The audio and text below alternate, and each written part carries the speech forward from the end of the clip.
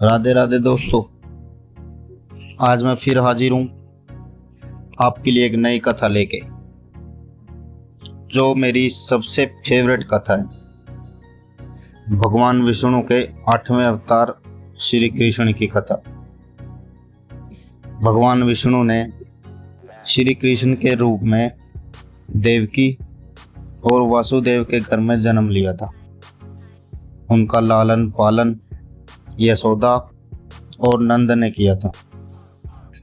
इस अवतार का पूरा वर्णन है जो श्रीमद् भागवत पुराण में मिलता है।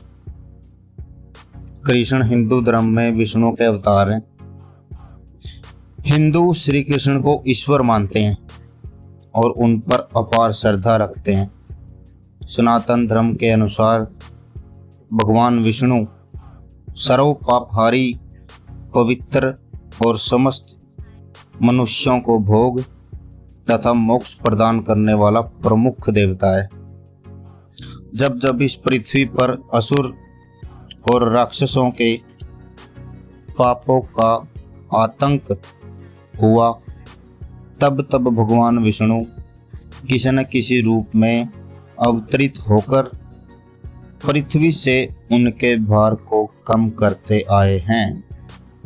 वैसे तो भगवान विष्णु ने अभी तक 23 अवतारों को धारण किया है।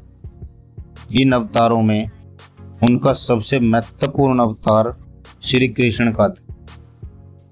यह अवतार उन्होंने वैवस्वत मनवंतर के 28वें द्वापर में श्री कृष्ण के रूप में देवकी के गर्भ से मथुरा के कारागार में लिया था। वास्तविकता तो यह थी कि इस समय चारों ओर बहुत ज्यादा पाप हो रहे थे।